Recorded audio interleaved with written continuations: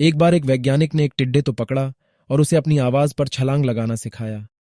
वैज्ञानिक टिड्डे से कहता, कूदो। टिड्डा उसकी आवाज सुनते ही जोर से छलांग लगा देता।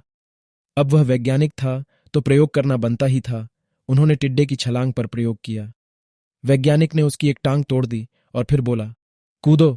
अब टिड्डे की छलांग की दूरी कम हो गई।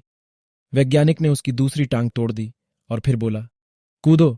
टिड्डे की छलांग और कम हो गई। अब तोड़ी गई उसकी तीसरी टांग, फिर छलांग की दूरी और कम हो गई। एक एक करके बेचारे टिड्डे की सारी टांगें तोड़ दी गई। अब आखिरी टांग टूटने पर जब उससे कहा गया कूदो तो वह हिल भी नहीं पाया। अब वैज्ञानिक ने अपना निष्कर्ष अपनी डायरी में लिखा। जानते हो उसने क्या लिखा? जब टिड्डे की एक टांग तोड़ी गई तो वह थोड़ा बहरा हो गया। जब उसकी दूसरी टांग तोड़ी गई तो वो और बहरा हो गया।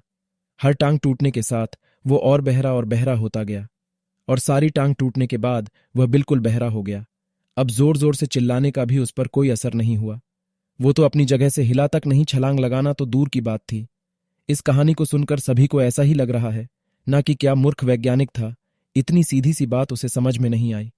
या कुछ लोग ये भी सोच रहे होंगे कि ये तो किसी बच्चे को भी पता है कि टिड्डे की छलांग उसके टांग टूटने की वजह से कम होती जा रही थी, ना कि वह बहरा हो गया था। दोस्तों, हम सभी जीवन में कई बार ऐसे ही मूर्ख बन जाते हैं। कई बार जीवन में दो घटनाएं एक साथ ऐसे घटती है कि उनका एक दूसरे से कोई संबंध होता ही नहीं, फिर भी ऐसा लगता है कि गहरा संबंध है। कभी कभी दिखता कुछ और है लेकिन समझ कुछ और आता है और वास्तव में होता कुछ और है।